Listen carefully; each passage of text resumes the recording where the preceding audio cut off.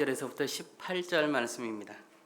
신약성경 야고보서 1장 15절에서부터 18절 말씀 우리 함께 보도록 하겠습니다.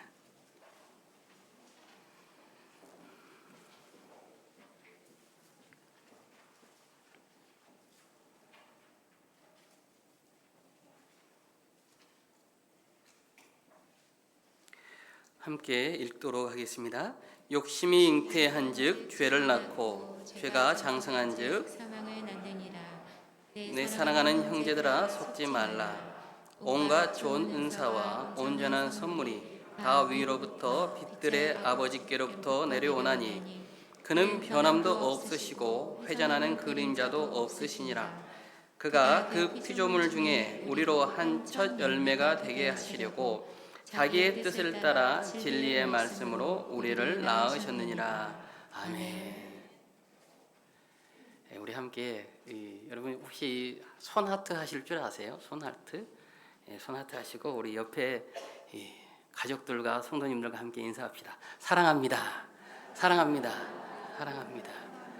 우리 저한테도 좀 저를 좀 보고도 해주십시오. 사랑합니다, 여러분. 사랑합니다. 이제 앞으로 여러분 항상 만나실 때마다 사랑합니다. 사랑합니다. 제가 우리 아이들이 어릴 때 이 도자기의 도시라는 강진을 간 적이 있습니다.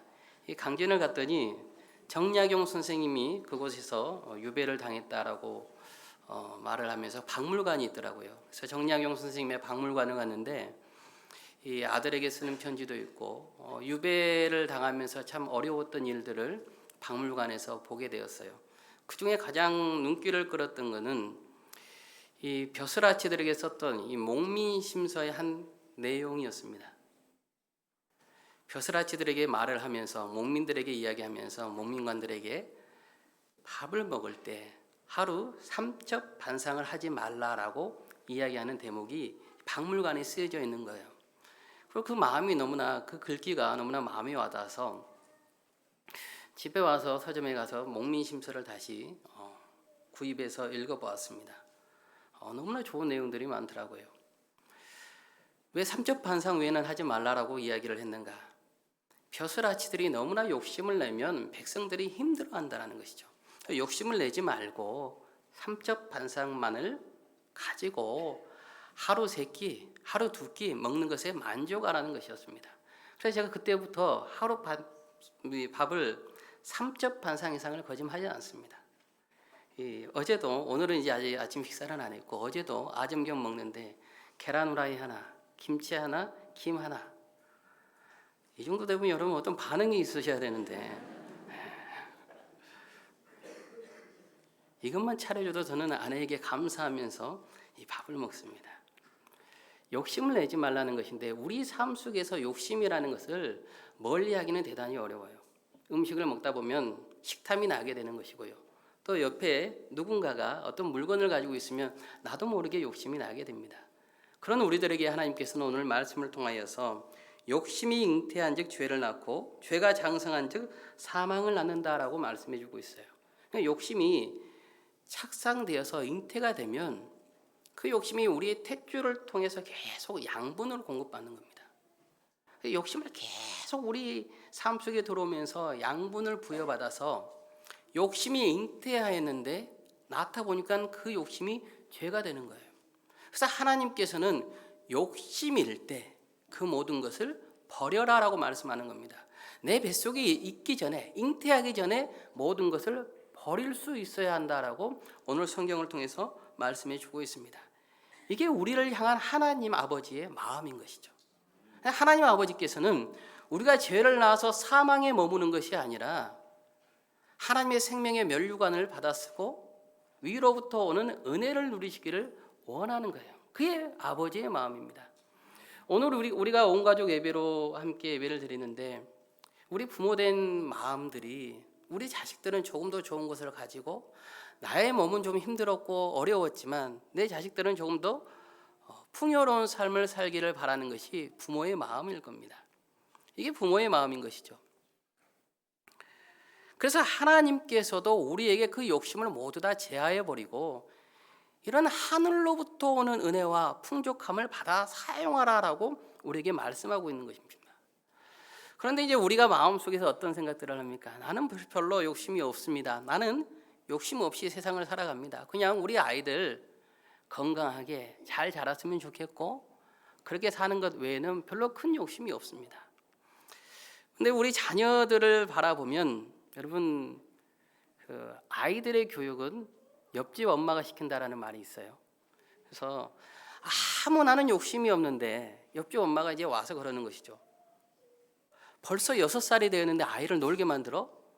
6살이 되면 벌써 조기 교육 시켰어야지, 영어 시켰어야지 라고 이야기를 하는 거예요.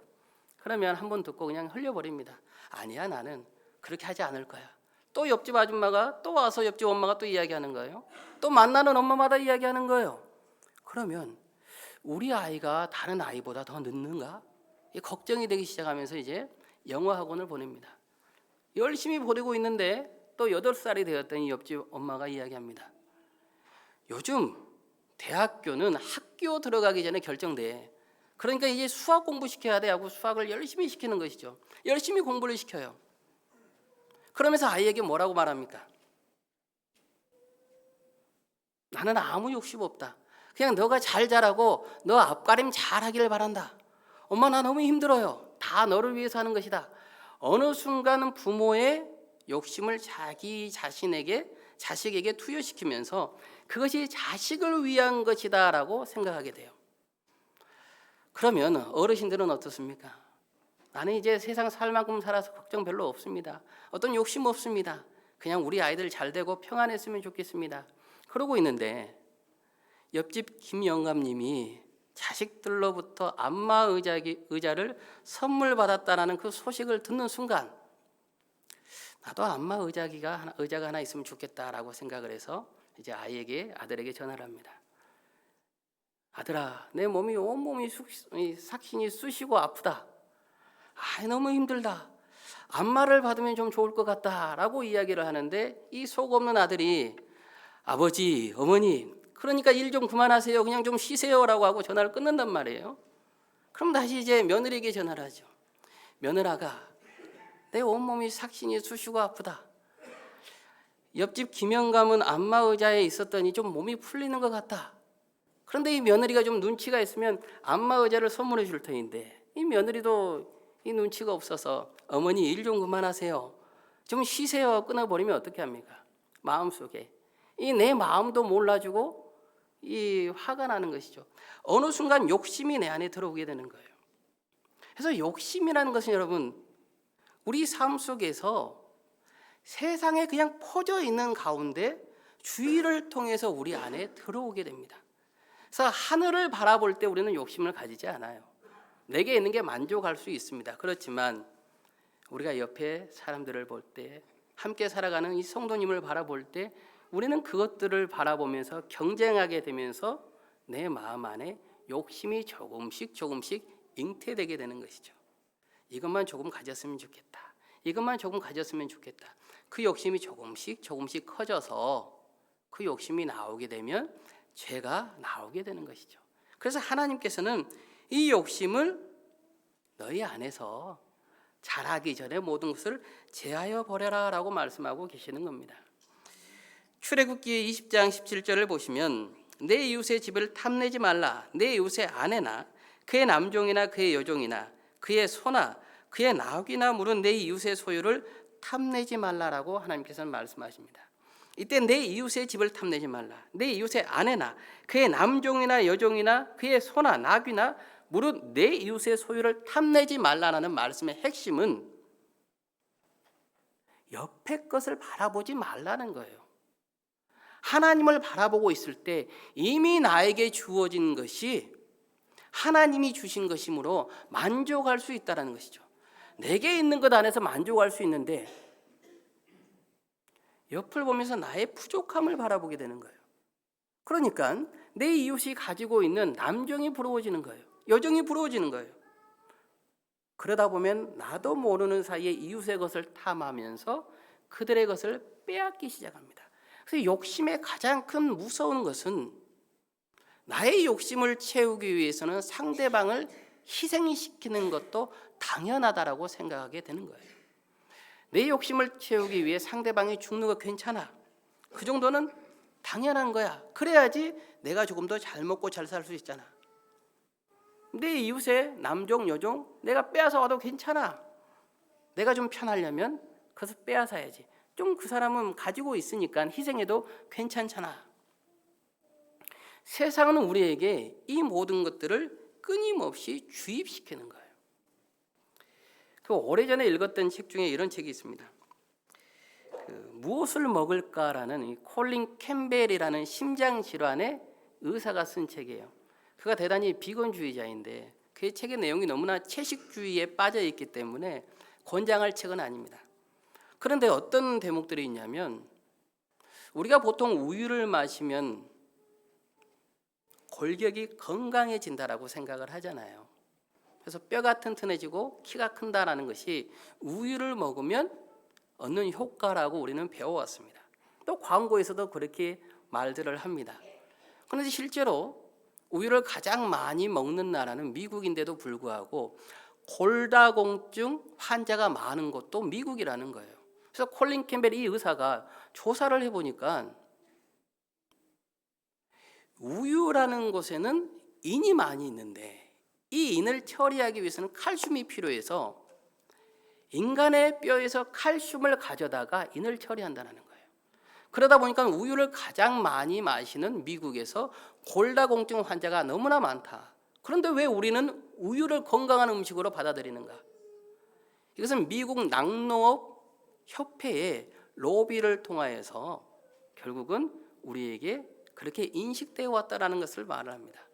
여러분 비타민 C도 많이 드시잖아요. 그죠? 저도 이제 신방 기간이라서 아침마다 비타민을 그냥 한 주먹씩 먹습니다. 그런데 이 비타민 C의 효력을 더욱더 증가시킨 메가도스 비타민 C라는 게 있어요. 그래서 이분의 책에서 어떤 이야기를 하냐면 비타민 C가 대부분 우리 몸에 필요한 용량 외에는 밖으로 모두 다 배출한다고 하지만 메가도스 비타민 C를 먹을 때 그 남은 것들이 신장의 결석을 만들어내고 신장을 통해서 신장의 질병들을 만들어낸다라고 말합니다. 그러면서 1930년대까지만 해도 담배가 건강식품이었다. 그것을 광고하는 모델이 바로 의사였다라고 말을 하면서 이 시대의 많은 기업들이 자신의 욕심을 위해서 얼마만큼 많은 사람들을 희생시키는가를 이야기하고 있습니다. 제가 말하고자 하는 것은 이것이에요. 기업들이 욕심을 위해서 많은 사람들의 희생을 담보로 합니다. 욕심이라는 것은 누구의 희생을 요구하게 돼요. 그렇기 때문에 하나님께서는 욕심을 버려라라고 말씀하고 계시는 것이죠. 이 시대는 여러분 광고를 통해서 미디어를 통해서 우리는 끊임없이 욕심을 주여받습니다. 성공한 자들은 이것을 갖습니다라고 광고하죠. 마치 그것이 없으면 성공하지 못하는 것 같아요. 우리 함께 예배를 드리고 있는 우리 중고등부 학생들에게 물어보면 대부분 휴대폰은 아이폰을 갖기를 원합니다. 제가 한번 휴대폰의 회사를 바꾸려고 했더니 저희 아이가 아빠 그거 바꾸지 마. 요즘은 그거 들고 다니는 거 아니야. 아이들의 인식에는 이미 그 욕심의 인식 광고를 통하여서 들어오게 된 거예요. 세련되고 성공한 사람들이 가지고 있는 휴대폰이라는 것이죠. 광고를 통해서 우리는 끊임없이 욕심을 부여받고 그것이 당연하다라고 살아가게 되는 것이죠. 그래서 욕심의 핵심은 무엇이냐면 내가 잘 먹고 잘 살기 위해서 나의 것을 채우기 위해서 누군가를 희생시키는 것. 하나님께서는 그것 하지 말라라고 말씀하십니다. 그러시면서 오늘 16절을 보시면 내 사랑하는 형제들아 속지 말라라고 말씀하고 계셔요. 미혹당하지 말라. 미혹당하지 말라. 그것은 결국 너를 죽이게 될 것이고 너뿐만 아니라 이웃들 모두까지도 죽이게 된다. 그래서 욕심을 버림으로 인하여서 함께 사는 방법을 찾아라라고 말씀해 주고 계시는 것이죠. 세상의 기준이 아닌 온전히 하나님의 기준으로 살아갈 것을 말씀하시는데 그럼 같이 살아가는 방법은 무엇인가? 17절을 보시면 우리가 17절을 함께 읽도록 하겠습니다. 온갖 좋은 은사와 온전한 선물이 다 위로부터 빛의 아버지께로부터 내려오나니 그는 변함도 없으시고 회전하는 그림자도 없으시니라. 아멘. 너희들이 세상의 욕심이 아니라 이 욕심으로 잉태해서 죄를 장성하게 시키는 것이 아니라 너희가 나의 안에 거한다면 온갖 좋은 은사와 온전한 선물이 다 위로부터 빛들의 아버지 여호와 하나님께로부터 내려오나니 그는 변함도 없으시고 회전하는 그림자도 없으시다. 그는 인생이 아니시니 그가 하신 말씀에는 변함이 없으시다라고 오늘 선포해 주시면서 너희가 하나님의 말씀 안에 살아가면, 하늘을 기준으로 살아가면 이 모든 것을 부어주실 것이다 말씀해 주시는 거예요. 위로부터 오는 은사는, 위로부터 오는 선물은 여러분, 우리가 이 땅에서 생각하는 사고, 지력을 뛰어넘는 것을 말씀합니다. 우리가 헤아릴 수 없는 모든 것까지도 여호와 하나님께서 책임져 주실 것이다. 하늘로부터 오는 은혜로 인하여서 풍요롭게 살아갈 것이다. 궁극적인 가치를 너희들에게 허락해 줄 것이다 라고 하나님께서는 우리에게 말씀해 주고 계셔요. 그렇다면 우리 삶 속에서 우리는 어떻게 욕심을 버리고 하늘의 위로를 바라면서 살아갈 수 있을까? 이게 대단히 이제 우리에게 큰 숙제이기도 하고 어려움이기도 합니다. 최근에 뉴스 중에 저의 눈을 사로잡았던 뉴스가 이런 게 있었어요. 그 지휘자 정명훈 씨가 이태리 라스칼라 그 오페라 극장의 지휘자로 됐다는 거예요. 이거 대단히 놀라운 일입니다. 아시아인이 그 오페라의 성지라고 하는 이태리 라스칼라 극장의 상임 지휘자가 된다는 것은 너무나 어려운 일이에요. 마치 외국인이, 노랑머리 외국인이 우리나라 아리랑의 전수자가 된 것과 거진 비슷한 맥락입니다. 근데 정명훈 씨의 나이가 몇 세냐면 여러분 72세예요. 사회적으로 보면 은퇴할 나이거든요. 그 헤르베르트 블룸스테트라는 그 지휘자가 있습니다. 미국에서 출생하였는데 스웨덴계 지휘자예요. 근데 그분의 나이가 작년에 97세니까 올해 98세입니다. 98세임에도 불구하고 정정하게 지휘를 합니다. 지휘가 너무나 아름답게 이야기합니다. 그래서 제가 지휘자들의 평전을 읽어보니까 그들이 하는 이야기가 통일하게 하는 이야기가 있어요. 지휘는 처절히 자신과의 싸움이라는 겁니다. 그래서 악보를 끊임없이 해석하고 그 악보가 무슨 말을 하고 있는지 계속 고민하고 사투를 벌리고 나아간다는 거예요. 그럼 그 악보 속에서 신의 음성이 들린다는 겁니다. 신의 음성이 들릴 때 나는 그것을 악보 속에 해석을 집어넣어서 지휘한다. 대부분의 지휘자들이 여러분 그리스도인들이거든요. 그래서 처절한 자신과의 싸움을 통해서 신의 음성을 들으면서 그것을 다시 관객들에게 내뱉어 주는 거예요. 우리가 욕심을 이긴다는 것은 무엇이냐면 처절히 자신과의 싸움을 걸어가는 거예요. 그 싸움을 통하여서 우리가 하나님의 음성과 하나님의 위로를 듣고 나아가면서 그곳에서 우리에게 필요한 하늘의 공급들을 하나님께서 허락해 주시는 것이죠. 우리는 어떻게 욕심을 이길 수 있는가? 여러분, 우리는 욕심을 결코 이길 수 없지만 처절한 내 안에서 신앙의 싸움을 걸어갈 때 때로는 쓰러질 때가 있고 넘어질 때가 있을 것이고 그 욕심 앞에 아무것도 할 수 없는 무기력한 나의 모습을 보고 때로는 눈물을 흘릴 때도 있을 겁니다. 그렇지만 그 안에서 하나님께서 우리를 이끌어 가신다라는 거예요. 그래서 우리의 연수가 많아질지라도 우리 삶 속에서 어려운 일들이 있을지라도 하늘의 위로와 하늘로부터 오는 모든 은사와 좋은 것들, 선물을 통해서 우리의 삶을 이끌어가 주신다는 것이죠. 그래서 우리가 우리 믿음 안에서 신앙의 싸움을 하나님 앞에 나아갈 때까지 끊이지 않고 가지고 나가시기를 바랍니다. 그래서 믿음은, 신앙은 처절히 자신과의 싸움이에요. 내가 얼마만큼 하나님 앞으로 나아가는가. 그럴 때 우리는 쓰러질 수 있거든요. 넘어질 수 있어요. 제가 얼마 전에 그 출간된 신간을 한 권 구입을 했는데요. 서점에 갔더니 그 신간이 한 권이 있더라고요. 여러분들이 한번 보았을 유명한 분이십니다. 심리학자 김경일 씨인데 안경을 쓰시고 EBS에서 강의를 자주 하십니다. 그 책 제목이 적절한 좌절이에요. 제가 앞에서도 우리 학생들 이야기하면서 부모님들이 우리 아이들을 욕심으로 기른다라는 것을 좀 말한 적이 있는데 이 적절한 좌절을 보면 요즘 부모님들이 아이들을 자신의 모든 욕심을 투여시켜서 가르치다 보니까 이 아이들이 좌절을 느끼지 못하는 겁니다. 실패를 느끼지 못하는 거예요. 그러다 보니까 빨리 자신의 꿈을 성취해내기는 하는데 그들이 어떤 내재적 동기가 없어서 내가 이 일을 왜 해야 되지? 성인이 되었는데도 스스로 어떤 일을 해나가지 못하는 거예요. 그래서 대학생이 되었지만 여전히 엄마 아빠의 도움을 바라고 또 엄마 아빠의 어떤 의견이 없으면 이 밥 먹는 거 하나까지도 선택을 못하는 겁니다. 그러면서 이제 아이에게 엄마가 이렇게 말하는 것이죠. 너는 언제까지 그렇게 살래? 언제까지 엄마가 너를 도와줘야 하니? 도리어 이렇게 이야기한다는 거예요. 그런데 이 모든 것이 부모의 욕심으로부터 시작되었다. 그들의 적절한 좌절이 필요하다라고 말하는 겁니다. 여러분, 우리가 신앙생활을 하다가 넘어질 때 있습니다. 믿음 생활을 열심히 하고 하나님과의 관계가 돈독함에도 불구하고 내가 원하지 않는 방향의 길과 걸어갈 때가 있다고요. 왜 하나님께서는 내게 이런 어려운 시험을 주셨지?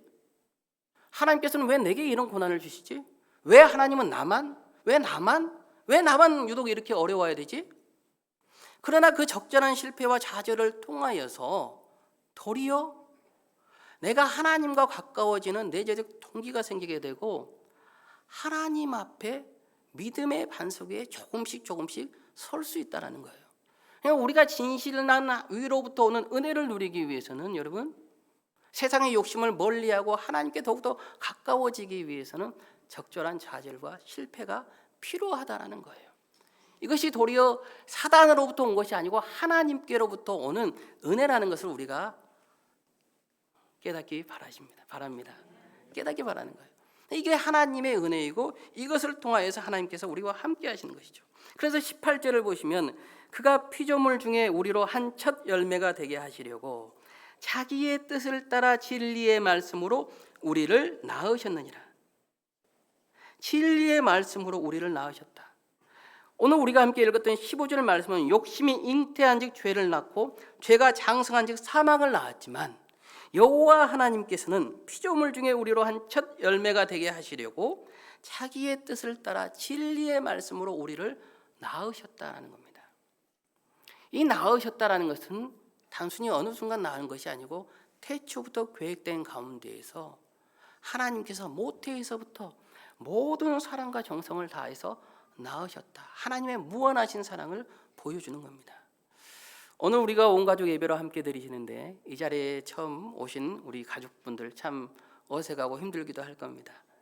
우리 가족들을 위해서 옆에 가족들이 항상 기도했다라는 거예요.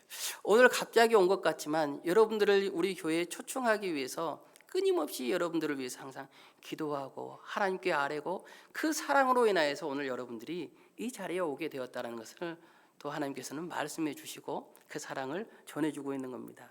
그래서 여러분 오늘 이 자리에 오신 것은 함께 오신 가족들의 기도입니다. 그 사랑입니다. 사랑하기 때문에 함께 오게 된 것이죠. 하나님께서 우리를 낳으셨다라는 것은 이것과 같아요. 특별히 우리 여자 성도님들은 그렇잖아요. 아이를 뱃속에 가지고 있으면 얼마나 불편합니까? 아이를 낳는 이 출산의 고통들을 여러분들은 다 겪어보셨잖아요. 10개월 동안 뱃속에 아이를 가지고 있으면 잠자는 것도 어렵고 안고 일어서는 것도 어렵고 모든 게 어렵고 힘들단 말이에요. 그래서 어른들이 뱃속에 있을 때가 제일 좋을 때다라고 말을 하죠. 저도 처음 아이를 가졌는데 어른들이 그래도 뱃속에 있을 때가 가장 좋을 때야, 그런 말하면 너무나 화가 나는 거예요. 너무 힘든데 아내는 이렇게 고통스러워하는데 아이고 뭐가 좋아요. 그런데 아이를 낳고 보니까 어른들의 말씀은 하나도 틀린 게 없어요. 아이를 낳고 이제 기르는데 밤에 아이가 울어대는 겁니다. 막 젖을 달라고 새벽이 되는데 울어대는 거예요. 아이가 같이 함께 잠을 자다가 등을 돌리고 아이에게 이제 젖을 먹이고 있는데 등을 보니까 훌쩍훌쩍 어깨가 들썩거리면서 울어요. 어떤 것도 해줄 수 없죠. 이것은 출산의 고통을 겪어보고 아이를 출산한 해산한 여인들만 겪는, 공감할 수 있는 말이죠. 젖을 먹으면서 우는데 제가 어떻게 해줄 수가 없는 거예요. 젊은 청춘이 가정을 이루고 아이를 낳고 자신도 감당하기 힘든 이 삶 속에서 이 어린아이까지 먹이고 기르고 또 모든 것을 책임져야 하는 것 아니겠습니까? 그 얼마나 어려운 짐을 짊어지고 갑니까? 오늘 하나님께서 우리를 낳으셨다는 것은 우리를 이 땅에 출생하게 하신 것뿐만 아니라 우리의 모든 삶을 책임져 주신다라고 말씀해 주신 겁니다. 그러니 세상에 그 욕심내지 말고 너희가 하늘에 그 바라봐라. 그러면 내가 너의 모든 삶을 책임지고 나아가겠다. 미혹당하지 말고 생명의 면류관을 쓰고 오직 나만 바라보라. 그러면 내가 너의 인생을, 너의 삶을 이끌어 줄 것이다 라고 오늘 우리에게 선포해 주시고 말씀해 주십니다. 그래서 우리가 진실로 욕심을 멀리하고 진실로 옆을 바라보는 것이 아니라 하나님만 바라보면서 미혹당하지 않고 생명의 면류관을 다 한 명 한 명 모두 다 머리에 쓰시고 하늘로부터 오는, 하나님으로부터 오는 위로와 평강과 기쁨으로 충만한 삶을 살아가시기를 주님의 이름으로 축복하고 기도하겠습니다. 제가 마무리에 하나 동화만 일러드리고 마치려고 합니다. 제주에서 태어나서 해녀 엄마가 너무나 싫어서 도시로 나아갔습니다. 이 미용사 일을 하다 보니까 이 미용사 일도 만만치 않은 거예요. 그래서 다시 제주로 돌아와서 어머니와 함께 물질을 합니다. 그리고 이제 손녀가 할머니와 어머니의 물질하는 모습을 보면서 그의 이 일들을 이 동화로 써낸 글입니다. 엄마는 해녀입니다라는 책인데요. 그 중에 이런 대목이 있습니다. 할머니를 따라 바다로 들어갔던 엄마는 어느 날 바다 깊은 곳에서 커다란 전복을 발견했습니다. 숨이 탁 막히고 가슴이 조였는데도 욕심을 내고 바위 틈 사이에 손을 더 깊게 넣어 전복을 따려고 할 때 엄마의 몸이 납덩이처럼 무거워져 갔고 발버둥 칠수록 바닥으로 잡아당겨지는 경험을 하였답니다. 근방에서 물질을 하던 할머니가 아니었다면 죽을 뻔하였죠. 놀란 가슴을 쓸어내는 할머니는 엄마에게 말합니다. 바다는 절대로 인간의 욕심을 허락하지 않는단다. 바닷속에서 욕심을 부렸다간 숨을 먹게 되어 있단다. 물속에서 숨을 먹으면 어떻게 되겠니? 물숨은 우리를 죽음에서 데려간단다. 그 일이 있은 뒤에도 할머니와 엄마는 매일 바다로 나갑니다. 할머니는 잊지 않고 엄마에게 이렇게 말합니다. 오늘 하루도 욕심내지 말고 딱 너의 숨만큼만 있다 오거라. 오늘 하루도 욕심내지 말고 딱 너의 숨만큼만 있다 오거라. 욕심이라는 것은 내 분수에 넘치는 것을 탐하는 마음입니다. 우리의 분수는 우리를 지으신 여호와 하나님이 가장 잘 아실 겁니다.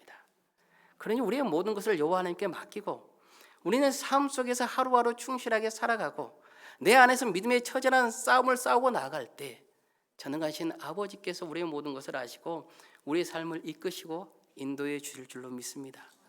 우리가 욕심은 조금 내어버리고 진실로 그 삶을 걸어가시는 우리 모두가 되시기를 바라고 이 길을 걸어가는 우리 모든 온 가족 위에 하늘의 위로와 평강으로 채워지시기를 그 가정마다 복이 넘치시기를 주님의 이름으로 축복합니다. 우리 이 시간 함께 가족분들과 손을 잡고 함께 찬양했으면 좋겠어요. 우리 자리에 일어나셔도 되고요. 함께 일어나셔서 우리 함께 가족들과